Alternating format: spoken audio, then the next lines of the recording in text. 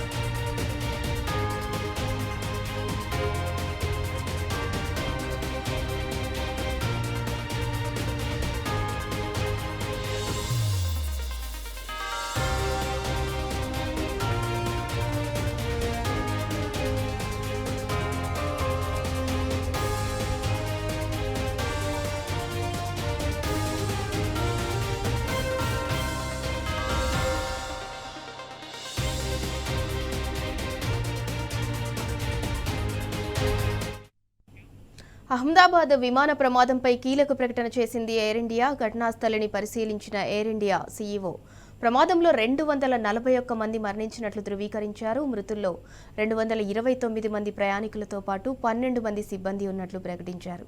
169 మంది ఇండియన్స్, 53 మంది యూకే పౌరులు, 7 పోర్చుగీస్ వాసులు, మరో కెనడియన్ చనిపోయినట్లు చెప్పారు. ఇక ఈ ప్రమాదంలో ప్రాణాలతో బయటపడిన రమేష్ బిస్వాస్కు చికిత్స అందిస్తున్నట్లు పేర్కొన్నారు CEO Campbell Wilson.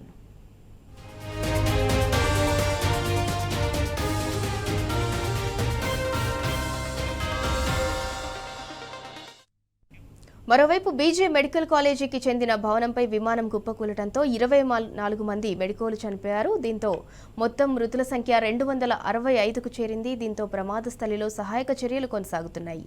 Sniffer dog సాయంతో శిథిలాల కింద చిక్కుకున్న వారి కోసం గాలిస్తున్నాయి ఎన్డీఆర్ఎఫ్ బృందాలు. ఘటనా స్థలిలో సహాయక చర్యలను పర్యవేక్షిస్తున్నారు సీఎం భూపేంద్ర పటేల్, కేంద్ర మంత్రి రామ్మోహన్ నాయుడు. అహ్మదాబాద్కు చేరుకున్న ప్రధాని మోదీ ఘటనాస్థలికి పరిశీలించారు. సివిల్ హాస్పిటల్లో చికిత్స పొందుతున్న బాధితులను పరామర్శిస్తున్నారు.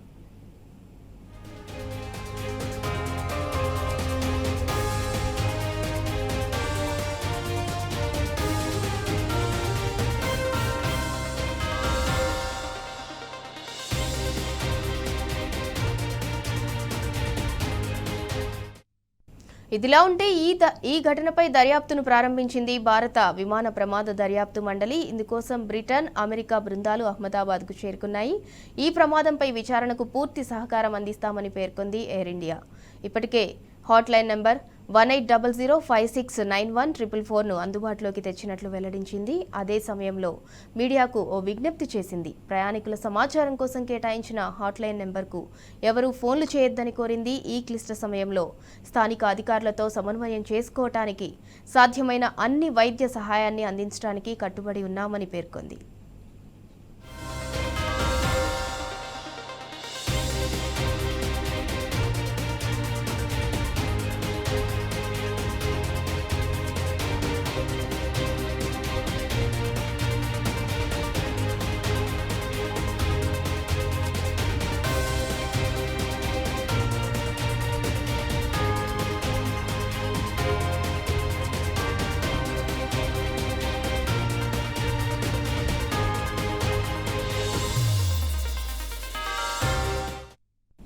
అయితే అహ్మదాబాద్ విమాన ప్రమాదంపై పలు ప్రశ్నలు లేవనెత్తుతున్నాయి అని అమెరికా నిపుణులు చెబుతున్నారు.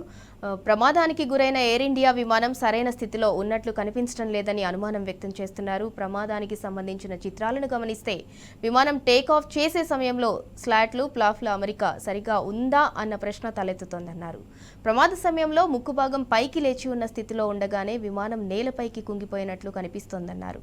దీన్ని బట్టి విమానం ఎగరటానికి కావాల్సిన లిఫ్ట్ అందుకోలేకపోయినట్లు చెప్తున్నారు. ఇక విమానాన్ని వెనుక నుంచి పరిశీలిస్తే దాని ట్రైలింగ్ ఎడ్జ్ ప్లాఫ్లు ఉండాల్సిన స్థితిలో ఉన్నట్టు కనిపించడం లేదంటున్నారు.